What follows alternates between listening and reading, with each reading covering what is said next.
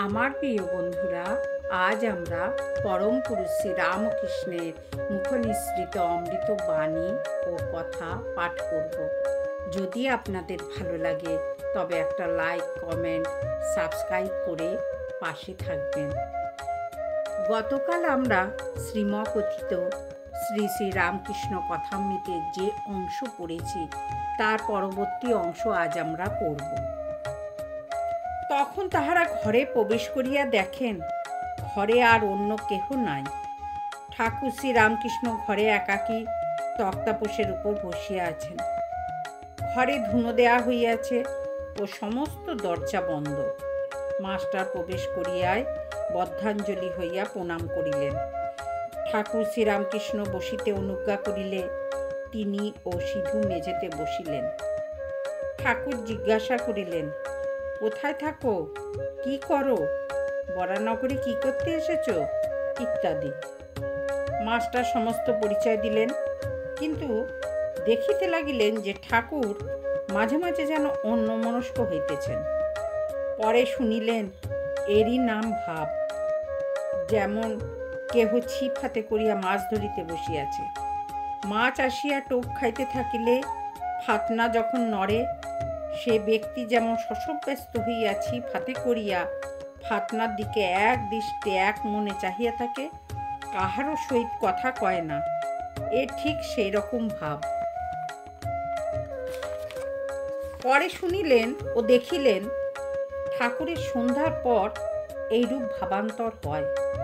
কখনো কখনো তিনি একবারে বাহ্য শূন্য হন। তখন মাস্টার বললেন, আপনি এখন সন্ধ্যা করবেন, তবে এখন আমরা আসি। ঠাকুর তখন বললেন, না, সন্ধ্যা তা এমন কিছু নয়। আর কিছু কথাবার্তার পর মাস্টার প্রণাম করিয়া বিদায় গ্রহণ করিলেন।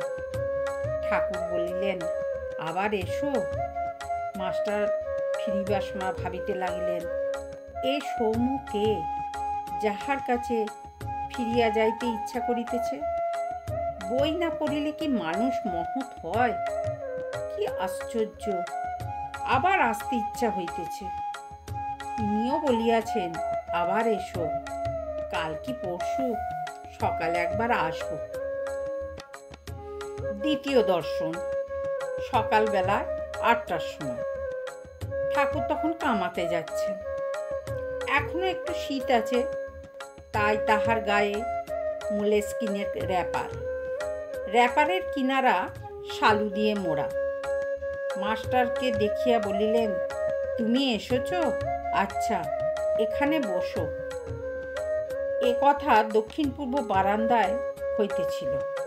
নাপিত উপস্থিত। সেই বারান্দায় ঠাকুর কামাইতে বসিলেন ও মাঝে মাঝে মাস্টারের সহিত কথা কহিতে লাগিলেন। গায়ে ঐরূপ র্যাপার, পায়ে চটি জুতো, সহাস্য বদন। কথা কইবার সময় একটু কেবল তোতলা। ঠাকুর তখন মাস্টারকে বললেন, হ্যাঁ গা, তোমার বাড়ি কোথায়? মাস্টার তখন বললে, আগে কলকাতায়। ঠাকুর তখন বললে, এখানে কোথায় এসেছো? মাস্টার তখন বললেন, এখানে বরানগরে বড় দিদির বাড়িতে আসিয়াছি, ঈশান কবিরাজের বাড়ি। ঠাকুর তখন বলছে, ও ঈশানের বাড়ি? ঠাকুর তখন বলল, হ্যাঁ গা, কেশব কেমন আছে? বড় অসুখ হয়েছিল। মাস্টার বলল, আমিও শুনেছিলাম বটে, এখন বোধহয় ভালো আছেন। ঠাকুর তখন আবার বলছেন, আমি আবার কেশবের জন্যে মায়ের কাছে ডাব চিনি মেনেছিলুম। শেষ রাতে ঘুম ভেঙে যেত আর মায়ের কাছে কাঁদতুম, বলতুম, মা, কেশবের অসুখ ভালো করে দাও, কেশব না থাকলে আমি কলকাতায় গেলে কার সঙ্গে কথা কব? তাই ডাব চিনি মেনেছিলুম। হ্যাঁ গা, কুক সাহেব নাকি একজন এসেছে, সে নাকি লেকচার দিচ্ছে। আমাকে কেশব জাহাজে তুলে নিয়ে গেছিল, কুক সাহেবও ছিল। মাস্টার তখন বলছেন, আজ্ঞে, ওই রকম শুনেছিলাম বটে, কিন্তু আমি তার লেকচার শুনি নাই, আমি তার বিষয়ে বিশেষ কিছু জানি না। ঠাকুর তখন বলছেন, প্রতাপের ভাই এসেছিল, এখানে কয়দিন ছিল, কাজকর্ম নাই, বলে আমি এখানে থাকবো।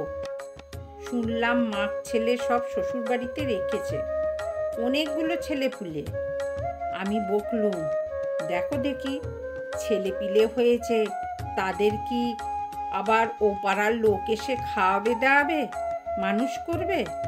লজ্জা করে না যে মাক ছেলেদের আর একজন খাওয়াচ্ছে আর তাদের শ্বশুরবাড়িতে ফেলে রেখেছে? অনেক বকলুম আর কর্মকাজ খুঁজে নিতে বললুম, তবে এখান থেকে যেতে চায়। ঠাকুর তখন মাস্টারকে বলছে, তোমার কি বিবাহ হয়েছে? মাস্টার তখন বলল, হ্যাঁ। ঠাকুর তখন শিহরিয়া উঠল, ওরে রামলাল, যা, বিয়ে করে ফেলেছে। মাস্টার ঘোরতর অপরাধীর ন্যায় অবাক হইয়া অবনত মস্তকে চুপ করিয়া বসিয়া রইলেন। ভাবিতে লাগিলেন, বিয়ে করা কি এত দোষ? ঠাকুর আবার জিজ্ঞাসা করলেন, তোমার কি ছেলে হয়েছে? মাস্টারের বুক ঢিপ ঢিপ করছে, ভয়ে বললেন, আগে ছেলে হয়েছে। ঠাকুর আবার আক্ষেপ করিয়া বলিলেন, যা, ছেলেও হয়ে গেছে। তিরস্কৃত হইয়া তিনি স্তব্ধ হইয়া রহিলেন। তাহার অহংকার চূর্ণ হইতে লাগিল। কিছুক্ষণ পরে ঠাকুর শ্রীরামকৃষ্ণ আবার কৃপাদৃষ্টি করিয়া সস্নেহে বলতে লাগিলেন, দেখো, তোমার লক্ষণ ভালো ছিল, আমি কপাল চোখ এইসব দেখলে বুঝতে পারি। আচ্ছা, তোমার পরিবার কেমন, বিদ্যাশক্তি না অবিদ্যার শক্তি? মাস্টার তখন বলছে, আজ্ঞে ভালো, কিন্তু অজ্ঞান। ঠাকুর তখন বিরক্ত হইয়া, আর তুমি বুঝি জ্ঞানী? তিনি জ্ঞান কাহাকে বলে, অজ্ঞান কাহাকে বলে এখনো জানেন না। এখনো পর্যন্ত জানতেন না যে লেখাপড়া শিখলে ও বই পড়তে পারলে জ্ঞান হয়। এই ভ্রম পরে দূর হইয়াছিল। তখন শুনিলেন যে ঈশ্বরকে জানার নাম জ্ঞান, ঈশ্বরকে না জানার নামই অজ্ঞান। ঠাকুর বলিলেন, তুমি কি জ্ঞানী? মাস্টারের অহংকারে আবার বিশেষ আঘাত লাগিল। ঠাকুর তখন বললেন, আচ্ছা, তোমার সাকারে বিশ্বাস না নিরাকারে? মাস্টার তখন অবাক হইয়া বললেন, সাকারে বিশ্বাস থাকলে কি নিরাকারে বিশ্বাস হয়? ঈশ্বর নিরাকার এ বিশ্বাস থাকলে ঈশ্বর সাকারেও বিশ্বাস কি হইতে পারে? বিরুদ্ধ অবস্থা দুটোই কি সত্য হইতে পারে? সাদা জিনিস দুধ কি আবার কালো হতে পারে? মাস্টার তখন বললেন, আগে নিরাকার, আমার এইটি ভালো লাগে। ঠাকুর তখন বললেন, তা বেশ, একটাতে বিশ্বাস থাকলেই হলো। নিরাকারে বিশ্বাস, তা তো ভালোই, তবে এ বুদ্ধি করো না যে এইটি কেবল সত্য আর সব মিথ্যা। এইটি যেন যে নিরাকারও সত্য, আবার সাকারও সত্য।